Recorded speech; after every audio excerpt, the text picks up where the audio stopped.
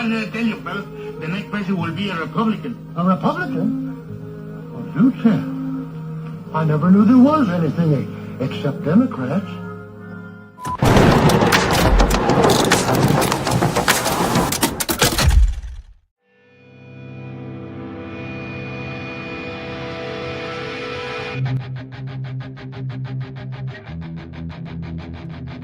You look fantastic. You don't change. I don't know what you do, but whatever it is, keep doing it because it must be working for you. It's called running for office when you thought you were never going to run for office again. I got away from the bubble of Sacramento, came home a normal person, did things, family, worked in the community, and then here it is. But something about getting away from Sacramento is really, everybody should try it once in a while. You should try it once in a while. Well, that's where I am. I live in that area, but you and I have something in common. You're from Barstow. I'm from Bakersfield, actually a little town called Fairfax, south of Bakersfield. That's where I grew up. So we got that in common. And you grew up po-folk, just like I did, and worked your way up, got a great education, you accomplished amazing things, got into politics after a career of teaching, successful one with universities, and running programs. And what made you decide? And you were flaming lefty. I remember you were the trifecta to me when I was first starting to get involved. I've always been in the media, but I was an on-air, fun morning show radio guy. I didn't care. I didn't talk much about politics, didn't follow it, but I did know you. It was you and Barbara Boxer and Dianne Feinstein. As far as I was concerned, you were the trifecta of leftist weirdness. That was you. You were right in the middle of all that as senator. Why did you decide to jump into the political arena? And it's interesting. First of all, I do take it as a compliment to be clustered with those two. But if you stop and think about it, I left Sacramento in 2010. And back then, I mean, if I were in Sacramento today with my views that I held in 2010 when I left, I would be considered a staunch conservative, right-wing, blah, blah, blah. So it just shows how far the Democrat Party has not only shifted, just fallen off the cliff completely. So it's kind of interesting just to see the changes there. We conservatives are real wary of somebody who was a Democrat and then they become a Republican. We wonder, are you grandstanding? Are you jumping ship because you just want to get elected and where the winning votes are right now or where the mood is shifted and changed? I don't think that that's you. I don't believe that that's you because you were doing things when you were in the Senate. Like, for example, tell us about the parent trigger. Right. You pushed this through. And I appreciate it because, I get asked this question a lot. So I appreciate you raising the issue. When I went to the legislature, I walked in a Democrat from East Los Angeles believing in school choice. Now, it's interesting because we hear a lot about school choice today and people don't think too much, about it. But when I was in the legislature in a Democrat majority caucus, legislature, this was almost like, oh my God, how can you be school choice? So I was one of an early pioneers to say parents should be the architects of their kids' educational futures. And our schools are failing us. They're not even underperforming, they're failing. And we shouldn't trap kids in failing schools. Let the parents choose. So the parent trigger law I wrote, I remember at that time, we had already recalled Gray Davis and Arnold Schwarzenegger was now the governor. And that to me shows, and it really should illustrate for everybody how important having mixed government is. Like no one party should ever dominate all three houses. The executive and the branches of the legislature, because by having a Republican governor in office, it meant that I could move a bill like the parent trigger bill that I knew was going to be controversial. A status quo interest would not want to see it, but I could move it through And I was able to work with all the Republicans in the Assembly and the Senate in order to gather up all the votes, because Republicans believe in school choice. And so I was able to get all of their votes. And then I just had to go and get a handful of Democrat votes to say, will you please, go ahead and give a vote here so that we can allow mostly, low-income kids a chance to escape from a failing school, a school that the state of California identified as failing. So the parent trigger law basically was one that said, here's the list of the schools that are underperforming. I call them failing. And if you're in one of these schools, you have the right to do a number of things to turn it around, including converting it to a charter school. And that's subsequent, what many parents in California who used the law actually did. But that was considered revolutionary. There was a whole lot that started doing that. That was fantastic. That was you.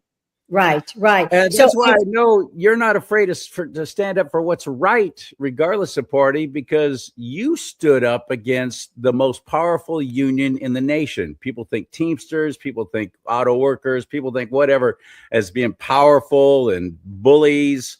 It's the CTA, which is a nice, sweet little name for the Teachers Union of California, the California Teachers Association.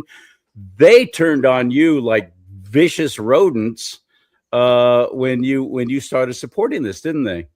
Absolutely. And not only the school choice, again, to looking at a lot of these opportunities, but also pushing for tenure reform, for putting in meritocracy, that we should have some form of merit pay to take a look at student outcomes. In other words, some portion of a teacher's contract and their rehiring shouldn't just be, do they show up and breathe on any particular day of the week, but we should be, but like in most professions, show us your records.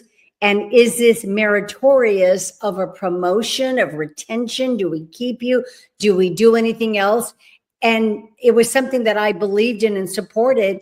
And the Democrats would not go for that because it was led by the teachers union, who just said, nope, can't have that. No, they're scary as hell, actually. Right. Some other things. How bad did it get for you? Yeah. How bad did it get? Oh, it got it was very intense. And of course, later on, the unions basically came and just said they spent millions of dollars against me. I mean, imagine that, for standing up for parents, that a union, and even still, if you think about it, even the Parent Teacher Association, I know it means well, but the PTA, there's more T in that than P, because typically the PTA representatives would come up and sit side by side by the teachers union and just say, like, me too, me too. So there really was no independent parent organization. We've seen a lot since, and it's exciting to see the rise of the parent movement. It's a lot stronger now. There are a lot more choices, including homeschooling, which is fabulous, but we have so much more that we have to do. Amen. Amen. So, Lieutenant Governor, why that? What brought that about, especially after you had retired? You termed out, and then you're like, forget it. I did some good work. I'm going to go be a normal person now, because Sacramento is a cesspool, for heaven's sake. It's really bad. It's really bad. I kept working in the field of education reform, helping parents start charter schools. I started a couple of networks on my own. I also took up the reforms of Proposition 209. Well, rather that, remember, there was an effort to try to undermine Proposition 209. And for your viewers, remember, Prop 209 is what the voters of California overwhelmingly voted for. And it basically says, don't judge somebody on the color of their skin. Judge us on the content of our character, so that we shouldn't have race in admissions to schools, employment, or contracting with state government. So there was an effort some years ago to try to undermine it. And remember, back then I was a Democrat still. I joined a coalition. Ward Connerly was in that coalition, basically standing up and saying, we believe in the dream of Martin Luther King. don't make it race-based. So we did all of that. Later on, when I saw the recall against Governor Newsom, I joined that. And I actually supported Larry Elder because I believe, Larry and I might not have agreed on some environmental issues or other stuff, but on school choice, on the importance of fathers in kids' homes, I stood with him, and I believe that it was a time of critical change in California, and we needed to do something very different in order to turn California around, especially on schools. So you can see that over the years, I continued to, park the party label. I was a Democrat. I was still fighting for reform in the party, but I would readily endorse the candidate who I thought was best. And that would often mean Republican candidates. In fact, if I can tell you, it was really very funny because at one point, I was working with an organization called Democrats for Education Reform, meaning basically turning around failing schools and all of these charter schools. And I actually got a letter from the chair of the LA County Democratic Party. It was a cease and desist letter. It was sent to me and the organization telling us that we could not call ourselves Democrat. And it tells you how authoritarian the party had already become. And basically, I just threw it away saying, you know what, I will decide. This is America. People will decide what label they want to call themselves. We have the freedom to vote how we will, to do the right thing for the nation rather than for the party. And to have this guy tell me, ordering me that you cannot call yourself, you cannot belong to a party from which I was once the majority leader. But that's how bad it was getting, and it's even worse now. This is going to seem kind of like a weird way to come at this, but I smoked for over 20 years. And once I quit, I see other people smoking now, and I think, oh, glad I don't do that anymore. When you see what the Democrats are doing in California, do you think, oh, I'm glad I'm not in that anymore?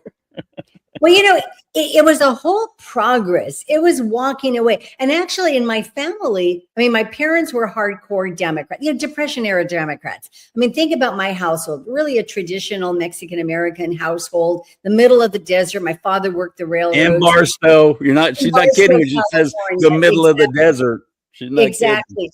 And so, basically it's the Pope, and it was John F. Kennedy, and then it was Robert Kennedy Jr. But if you stop and you think about it, our generation was really one where it was American exceptionalism. We believed in America. We believed in the American worker. We went to the moon. Our generation was one where we were told, ask not what your country can do for you, but what you can do for your country. It was pick up yourself by your boots, work hard and study. And so that's really was the Democrat Party that I grew up in. And after a while, as we saw, it really went the other way. So I looked at it, and by the time I left, I had seen essentially this Democrat Party couldn't define what a woman is. Wouldn't call us mothers. We're supposed to be birthing. You're a birthing person. Exactly. Trying to take away our gas stoves. And I think, oh my God, for any Latino family, you cannot toast a tortilla in a microwave. So don't take away my gas stove. Doesn't work as good on an electric griddle either. It's exactly. It's got to be flame. Yes. Yeah, I'm like Charlton Heston holding on to my stove, saying, over my dead body, will you take my gas stove? Go to Pollo Loco. If you go to Pollo Loco or something, are you going to say, oh, gee, this chicken is really, really charbroiled in a microwave? And of course, everybody has a microwave, but you get the point. It was a nanny state, and it was allegedly in the name of climate change. Don't say was. Don't say was. It's worse than ever. Yeah, exactly. So those were a lot of things. It's still happening. Exactly. But where it really, really got horrendous. So, I was walking away, I was looking, and in the meantime, I was being inspired by what I saw, the action within the Republican Party. Because I'll be honest, if this were a George Bush or a Mitt Romney, I probably would not have changed yet to become Republican, but I was inspired by Donald Trump. And I don't like all of his stuff, of course, but I was inspired. America first, the American worker, a secure border, believed in school choice, believed in parent rights. I mean, there's so much, again, to not starting foreign intervention. And people ask me about Iran today. And I do think, though, that with the current situation, it's ending 47 years of That's war. exactly right. He didn't start a war. He's ending it. Exactly. He's So there was a ending it. lot there, but I am so glad. And, I look at it where you find the Democrats having heart failure because the president is building a ballroom. And I think, oh my God, just chill out and go dance. It's unbelievable. It is an anger. I mean, the anger is so intense. The TDS is real. And I'm just like so much happier now that I'm in the party where it's the sunny side of politics now. The running for lieutenant governor, I don't know, what kind of influence you would have on this, because it's basically considered just a show up and look nice and don't embarrass the governor kind of thing. And same with vice president, until you actually have a good leader who delegates, like President Trump is doing with J.D. Vance. Vice President Vance is doing amazing work, extraordinary work. You could do the same, but most governors don't want to share that credit, so they don't really utilize their lieutenant governors. But this whole thing with Rob Bonta and Mia Bonta, his wife, writing that legislation, AB 2624, trying to shut up and shut down journalists like me, with fines, possible jail time, open yourself up to lawsuits for those that are committing the fraud that you're going after. It is insane. And it's gone through the assembly. It's now in the Senate. What's going to happen, do you think? Well, we'll see what Gavin's going to do, but he's wanting to run for president. He's crazier every day.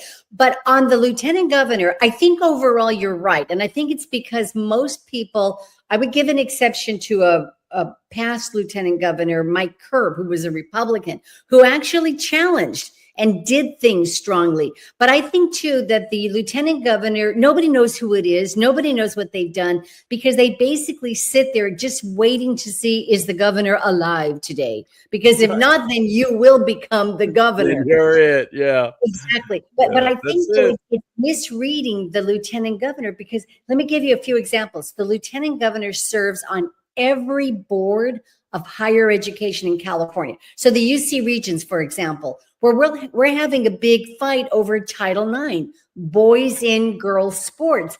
As lieutenant governor, I would be standing up right there and making sure that, no, we honor girls. I mean, you have to look at biology and protecting sports. Even right now, there's a big discussion about whether or not to have the SAT. We saw UC San Diego reveal just a couple of weeks ago that 1 out of 8 of its incoming students, they can't do math at basic levels of proficiency. So I believe in meritocracy, and really raising the standards. You can't socially promote kids. It does nothing for the children being promoted, because they get into college, they can't do math. And so this is an area where I can be a very powerful voice on the UC Regents, the trustees, and that's almost half the state budget when you think about education. Then the other big area as well, too, is the Coastal Commission. And we saw between the governor and the mayor of Los Angeles together, they burned down half the state of California because of some very broken, woke, not even science-based fire management policies. They just said, let it burn. As somebody serving on these commissions, I am going to show up, first of all, speak up, lead, demand, and make it public, so that there's a lot more to the lieutenant governor's seat that just hasn't been tapped into. But if you get a leader, if you get somebody who's unafraid like me, oh yeah, you're going to hear about the lieutenant governor and what we can do. There's a lot more power if you choose to use it. I'm a Christian, follower of Christ Jesus, and I ask any candidate that I interview, because I vote along biblical principles too. I know that Steve Hilton has done something that's pretty unprecedented. He has chosen you to be his running mate. him governor, you lieutenant governor. Of course, you won't be elected together, though, like the presidential and vice presidential team would. It's you vote for these offices separately in California, but you're still running together. That hasn't really happened here, I don't think, ever before. I don't know, but maybe it has. But I have to ask about two things that are very concerning to me. One is traditional marriage. The other one is life, sanctity of life. And I've heard interviews with Steve Hilton being interviewed about especially the life issue, and he's been very on the fence over it. But where do you stand on that? I hate to put you on the spot because I like you, but and I'm glad. Welcome to the Republican Party. I'm glad you're here. But I have to ask that. It's important to me. It's important to my heart.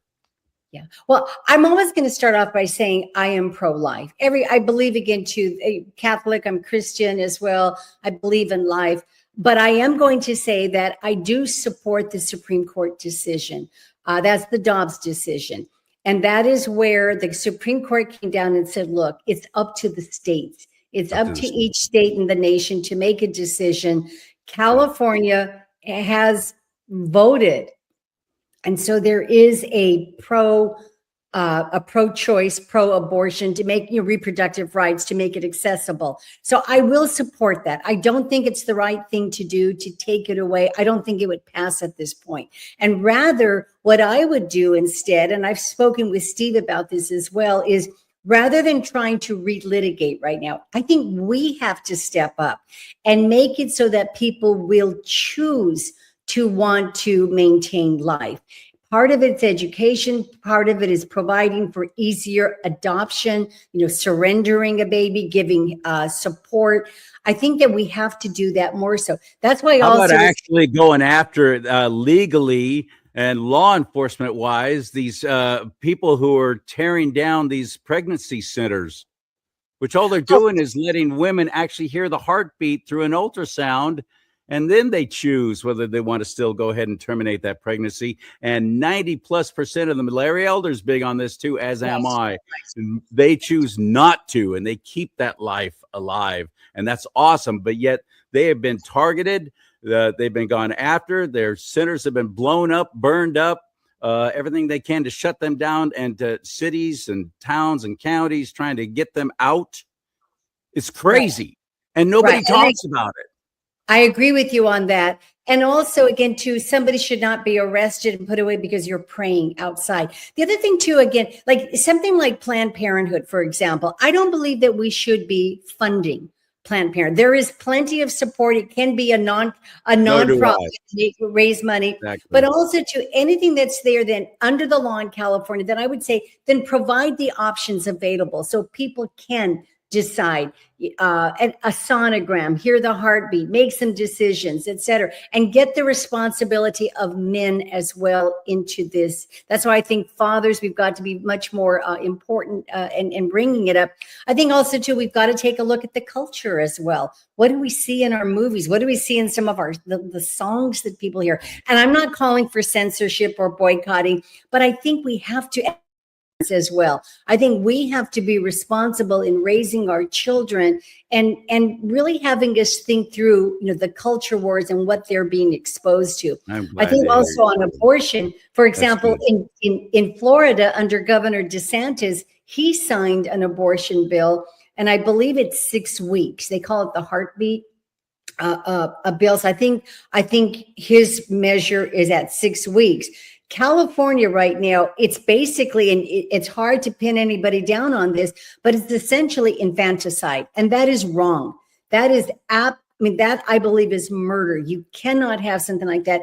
And that's something where I don't think abortion at this point or in the near future is going to go away in California. But I think we can look at under what circumstances can we do it. And to go to the month of pregnancy is unbelievable. So I think and I think most even Democrats would support that too, saying they might believe in choice. They might believe in looking at maybe a first trimester, but not up until 9 months of pregnancy. That's crazy.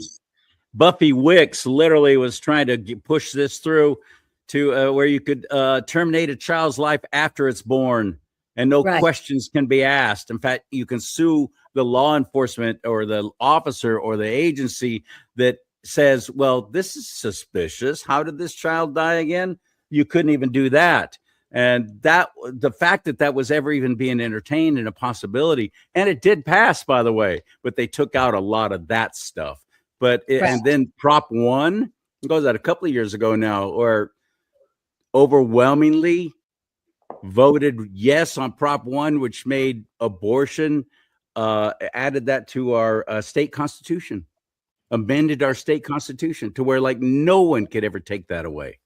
And that's why I get to, I mean, it shows where California is. So right now, I think we can continue in this battle to, keep fighting over abortion. I just think at this point, let's take a look, do what we can to promote families, help young people so that we don't get into a difficult situation to begin with. But I think we've got to really focus on the number one issues that I hear up and down the state. And it's basically the economy, it's jobs, it's affordability, violence, homelessness. So I think that's where we as Republicans can do so much more in saying, let's focus on the issues that we believe most Californians are looking at. And those are really the major issues that I hear up and down the state of California. Traditional marriage, you didn't address that, just real quick. I do support gay rights. So that is something where I still continue with that. I know many family and friends and colleagues and relatives, and to me, again, and this may not be a popular position, but again, there's the court decision, it's there. But I do believe it's basically, this is the libertarian me, get out of people's bedrooms. Basically, leave us alone. Go away, nanny state. They're not, though. They're forcing the issue and forcing it on us and setting it up to where pastors who refuse to marry homosexual couples are literally brought up on. Yeah, but it's happening. But then again, too, there can be recourse to try to keeping out of the bedroom. That's not staying out of the bedroom. That's forcing the issue. Legally forcing the issue on Christians who don't believe in this and they think that it's wrong. Any sexual sin, not just homosexual, any sexual sin is wrong according to God's word. And that's what I follow. And so I try and vote for candidates who I've got to, with a good conscience, support people who are biblically of a biblical mindset, I guess is the best way to put it. But thank you for your honesty on that. And it's if I can say as well too. I mean, it's one of those issues where it's different. I think it's hard to say this is our litmus test of everything we want. But I will tell you though, when I say I didn't transition, I say I converted to being a Republican. But let me give you this example. When I met President Trump, you know what? He didn't ask me about any positions.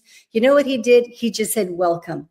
Welcome to the Republican Party. And I think there's something in there. I think if we wish to be gracious, we want to grow the party. I don't think everybody's going to be, even when I was a Democrat, as you saw, I didn't agree with most people. And ultimately they wanted to kick me out. And I said, I'll leave when I'm ready to leave. And I was already ready to leave, but nobody was going to kick me out. So I think just to be the room there to allow for us to grow the party. We're not going to agree on everything, but I think we allow the discussion. Let's see where it goes. But then can we coalesce around the major issue? And then everybody will pick what their major issues are. For me, honestly, for all the years that I've been in the political arena, it really has been school choice. That's been my number one issue. But I understand it when others might say, the marriage or life are the major issues. And those are things we're going to have to struggle with as a party. What do we do? Amen. And for anybody who says, I don't trust anyone who says who was a Democrat, now they're a Republican. Really? Ronald Reagan? Don't trust him. Donald Trump, as you said, there's so many. There's a long list. Elon Musk.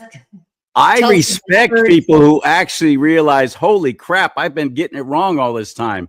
Mark Twain, one of my absolute favorites, he said it's easier to fool people than it is to convince them they have been fooled. And so many on the left have been fooled for their entire lives. They'll fight to the death to prove that they were right in being wrong. It's the oddest thing. I've never seen anything quite like it. So somebody like you who goes, you know what? That's it. I'm going to cut bait and run. I'm getting out. You know what, I get it actually from both sides, because on one hand, I was called traitor, I was called a MAGA Nazi. I mean, I get vile stuff because I left the Democrat Party, or the party left me. And then on the other side, well, can we trust you? Who are you? Blah, blah. So I think it's almost as though, the way I look at it is, we have, we're in a constitutional republic, some people call it a democracy, but I think if anything, it's important. How do we grow the party? How do we get overall the vast majority of what we want and strive for, rather than putting up the guardrails? So that's what I hope for. Here's some hope for you in looking what's happening in Los Angeles. Yes. Spencer Pratt was a flaming lefty, and look at him now. Do you think he could actually win the mayor's race in LA? I do. I've already voted for him. And you know what, for him, I think it's, and it's just incredible, because this is somebody who is speaking for everybody. As you know, when you run for a mayor's seat or a council seat, it's nonpartisan, right? So you don't have the party label, but everybody knows your politics, who you are, and your whether you're Republican or Democrat, it still prevails. But I think Spencer has been really good in just saying, look, he's not running as a Republican or a Democrat. He's running as an angry person whose home and city was burned down. And I agree with him. It's been egregious what happened, the way he's been treated as well. Yep. And to a large extent in California, this is what I urge the people of California to also think about. To some extent, even though we are Republican or we might be Democrat, park the party label right now, because we're finding that close to 60% of Californians across the board are just saying we're sick and tired of what we're seeing, and we want a different government. And so one that is not necessarily even ideological, but's using common sense, like don't burn down your city or your state. Yeah, how about that? Have some water in your reservoirs. Yeah, don't create leering centers in California. Let the kids learn to read and write and do math. And then don't go after the journalists that are exposing those leering centers and the audacity of them, like Mia and Rob Bonta are. The freaking attorney general and an assembly person going after journalists like this. And it's past it's already passed the House. Now it's going to the Senate. It's past the Assembly. Now it's going to the Senate. This is crazy what's happening. I can't believe what I'm watching. Giving away free diapers, giving away free tablets to prisoners. We're freaking broke. How about in LA? The mayor wants to give teeth to meth addicts. Oh, the meth teeth. Yes. So we need it. And remember, nothing's ever free. Somebody's paying for it. It's people of California. Right. But that's where we've got to unite, take it back, because the waste, the fraud, the abuse, I know we've heard it over and over. It is so real. We would not they keep saying we need more taxes. No, you've got to clear up the waste and fraud, that bullet train to nowhere. And now it's turning into a bullet bus, where they figure we can pack people onto a bus and put you onto a special lane on the freeway, which, by the way, then will take another lane out of. That will take a lane away from us. Exactly. And homelessness. Think about all the money that's been spent, and it's worse than ever. The poverty is worse than ever. We can't afford a home. So we can be going on with everything that we can't do. Bottom line is, it's 16 years of one party rule, and we've got to change that. And the only way we can change it is we might say, I agree on 70% with you, but not 30, or I agree with 80%, but not 20. But overall, if we can turn this around, then there's room for us to at least have, I think, a more common, a more sensible, a more safe way of life, and to raise our children, because basically our families are just packing up and leaving and saying, we're gone, we're out of here. Can't blame them. Can't blame them. I'm only still here because this is my state, damn it. Right. And all the good people who think the way I do have left, and I can't. At first I was angry at them, but now I really can't blame them. I get it. but I'm too dang stubborn, Gloria. I'm just going to stick around. I'm waiting out this election. 2026 is going to be a very pivotal point in my mind. I agree, because if we don't do it now, we have a real hard chance going forward. And that's why Steve Hilton did create the golden ticket. I think he's somebody who can work across the aisle. I mean, even when I was in Sacramento, I was a Democrat, but you talk to any Republican up there, I was kind of an honorary Republican. I always worked across the aisle on a number of issues, continued that. Then you have an attorney general that will work with us and being sensible on issues, a controller who will run with us, who can actually put out the issues of, okay, here's where the waste is going and the fraud. So it shows that you need a cabinet, you need a team. We all have to be elected individually, but it's a team. And I think the brilliance of the golden ticket is the idea that you can't just select a governor. You really need the lieutenant governor there to get the gubernatorial nominations through the Senate and to confirmation. Yes. You know, the attorney general that can put out Secretary of State, attorney general, all of it, treasurer, all of it. We can't. We threw Arnold Schwarzenegger to the wolves. Right. He had some great ideas, and he tried to get us involved by doing special elections, instead of just pushing through legislation and strong arming, the legislature. Arnold Schwarzenegger had some good ideas and couldn't get any of them done because unions threw millions of dollars in ad campaigns against him. And this one dude, even if he was the Terminator, couldn't get anything past that wall of corruption and crap. So I love this too, that Steve Hilton is doing this.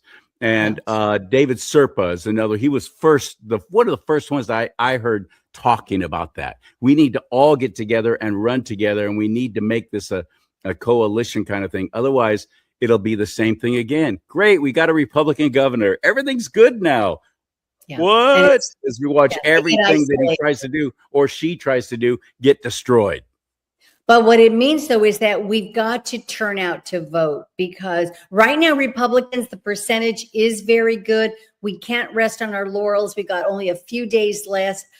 I just urge everybody, vote today. Don't wait till Election Day. There it is. It ends on June 2nd. By 8 o'clock. I'm going to my polling place actually today after I get off with you. That's what I'm going to do. I've motivated but I am not going to vote by mail, and I will not even open up this envelope because I have friends who have gone to their polling places to vote, and they've been told, "Oh, you already voted." We're like, "Yeah, I'm sorry." Well, that's why we need voter ID. I'm not opening this. I am not opening this. I'm going to take it with me though, and I'm going to ask for another ballot, and then I will surrender this after I tear it up so it can't be used. But this is very, please explain. Can you please, I'm sorry for interrupting, but I'm so passionate about this. And I'm really happy to hear you say this, because I've been begging my fellow conservatives to actually frickin' register to vote. 40% of those who claim to be Christian only 40% are registered. Gun owners, hunters do not register to vote. They don't want the government in their life. Well, the government's in your life. All your weapons, believe me, you're on a list. So you might as well get registered to vote and do the right thing. Then I hear other people say, well, it's a whole jury duty thing. I don't really want to do that. And that's how they do it. No, not anymore. That's through the DMV, son. Right. So what's your next excuse for not getting involved and watching our state just absolutely all but evaporate? So please explain why the primary election in California, people don't understand the jungle primary. They don't understand that elections are won and lost in the primary, not the big vote this coming November, the primary, why it's so important. Please explain that. Right. It's a 1-2 dance step. So you have people sign up to run. The primary is the first barrier. Like, for example, there's 60 people running for governor right now. Imagine that. There's 16 running for governor. Yeah. And so you have to get out of that first batch. And what it means, because of some changes that were done years ago, that the people voted for, by the way, it means that only the 2 highest voting candidates go into the general election. So you can have 2 Democrats And so we have to be very careful. If we don't get one Republican in, then basically we're shut out. And if we are shut out in the primary, so there's no Republican going into the general, then everything down ticket just falls off because there's not going to be a whole lot of motivation. We're going to find down ticket congressional members losing their seats and others because who's going to go out to vote in November feeling, well, we already lost it. We don't even have a governor leading the state. So the outcome is very important, turning up, voting, and really across all levels as well, so that we do not get shut out. And not only do we don't get shut out, but we have good people running this term. And I think we'll present ourselves in a way that can unite Republicans, a strong base, independents who are sick and tired of this. And I will tell you, many Democrats as well, who are just sick and tired of what the party has been and done. Maybe they're not ready to change the label yet, but I tell you, I've met with many in Los Angeles, the home of Hollywood, production, jobs. It's not just about rich people and movie star. These are the people that cater, the truck drivers, others. It's a major economy that funds the state of California.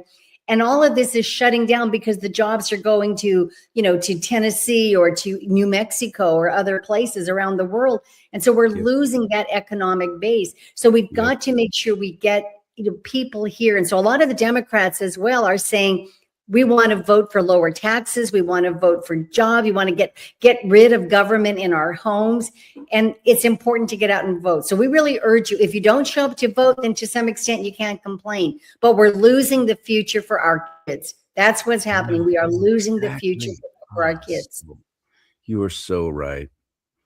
Thank you so much, Gloria Romero. I really appreciate you reaching out, and thank you to your campaign manager for contacting me and setting this all up for today. I saw you at the California Republican Convention down in San Diego, walking around. I wanted to go up to you, and then it just never happened. But I'm so glad to finally get to meet you now, and thank you for running. I respect that. I admire anyone who actually puts it all on the line to say, I want to do something. I'm seeing too much bad stuff going on. I got to do something. And that's what you're doing. So thank you very much. Thank you. And now that I'm a Republican, I want to do my share. I want to help build this party. And I'm so happy to be a part of it and to do what I can to reach out to others and say, come and join us, walk away. The walk away movement is real. We walk away and we build. And I'm just so honored to be part of the party. Like I said, it's so much happier here. So thank you so much for inviting me. And I'll look forward to seeing you again soon. Let's hope for next Tuesday. It is happier, isn't it?